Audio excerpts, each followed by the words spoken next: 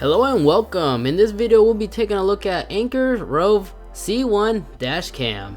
I had this dashcam for about 4 months now to give you my full honest opinion on what I think about this dashcam. And before we start, let me talk about a little bit of a background about this product. A couple weeks ago, this Anker has released a recall for the dashcam that affected me and a couple other people who purchased the dashcam when it was first produced. The issue of the recall was that during the hot summer days that we were recently having would cause the internal battery to expand, causing the screen to pop out of the dashcam body. But this issue wasn't that much of a problem since Anker does have the best customer service I've seen out there on today's market. So Anker gave the consumer a couple options. One was a full refund. The other option was to ship out the old unit with all the included accessories. They'll pay for the shipping label and swap it out for a new one that'll hopefully have the newer battery to help solve this issue from ever happening. They easily just emailed me a shipping label and I immediately shipped it out with all the accessories that came along with the product. But keep an eye on the video description for future updates if something like this would occur to me again. So 1 week later, I immediately got the newer model of the Anker product. You'll know if you have the updated version if the package of design looks like this. But if you recently ordered it from Amazon, you'll most likely would have the newer one. So now let's go ahead and begin the regular unboxing. So the box itself feels very premium for its value.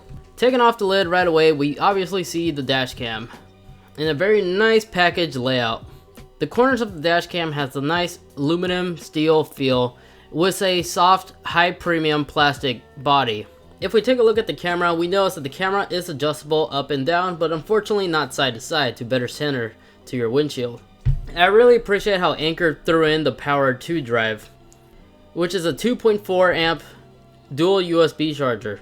Anker also provides you with 2 windshield mounts for you can have one on each car, and they also throw in a trim removal tool, which makes the installation process a lot more easy. So now let's go ahead and do the installation process in my car. So the car we're working on is my Chevy Camaro. The way I'm going to do this, I'm going to have the cable wrap around the windshield without having the cable just dangling on the center console to the top, blocking my field of view. I'll be definitely utilizing Anker's tools that they provided with us by using their trim removal tool to prevent any scratches or damages to occur when peeling off some of the trim. And when doing this, keep in mind, please take your time. If you force things to pop out or forcing things to go in, you'll have a higher chance of breaking or cracking something. So please take your time for this. For this install, it took me about 20 minutes to get it all perfectly right, get all the cables tight. So I'm about done wiring everything. This is how the finished install should look like. So I ran the cable all the way from the passenger side underneath the glove box and just ran it through the center console, plugging directly into the cigarette lighter.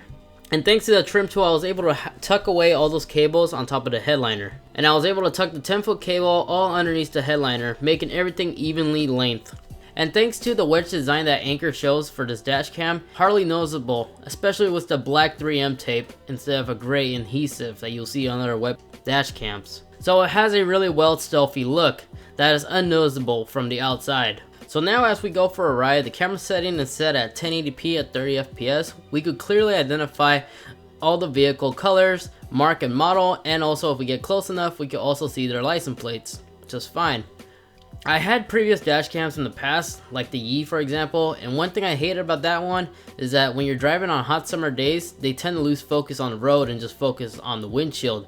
I haven't experienced this on this Anker, which makes it into a really awesome dash cam. And now taking a look at some night driving footage, we can surely clearly see during the city lights, the reflection off the city streets, the buildings. There really isn't that much glare. There's mostly glare coming around the hood of my vehicle, but that's just my car. It's just really clean. But what I'm trying to say is that visibility wise, it's really great. The 45-degree wide angle lens of field of view is really impressive, especially when you're driving on the back roads. For example, right now I'm currently cruising on back roads where there's literally no street lights, just my car illuminating the streets, and visibility wise captures everything really well.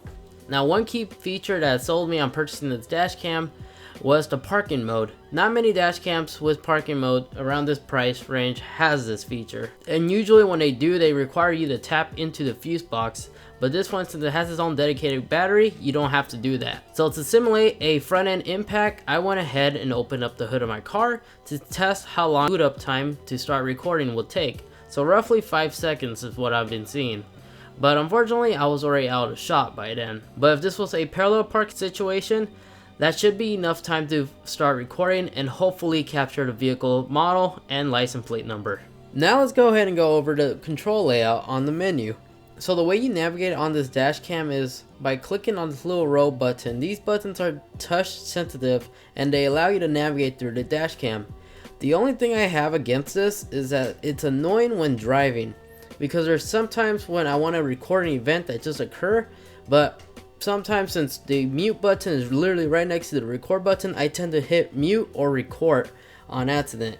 I just wish the engineer of Anker would utilize the big button that's on the side to make it into a record button instead of just a power off button. Kind of like a tap to record or hold down to shut down. But navigating the menu itself, it's still really clear and easy to use. Changing the settings isn't that much of a problem, but I personally prefer using the Wi-Fi and launching the Rove companion app. From here, we can pretty much control everything, but in a much more cleaner layout in my opinion. We can see the screen resolution that we have it set on, the vehicle sensitivity, the parking mode, watermark, date and time, and loop recording. We could pretty much, or we could also reformat the card from here.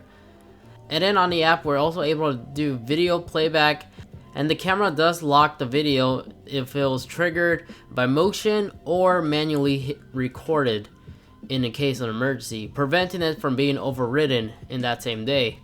But this camera does have a looping feature that will keep overwriting old files. And if you want to download a video, you can do so directly from the dashcam.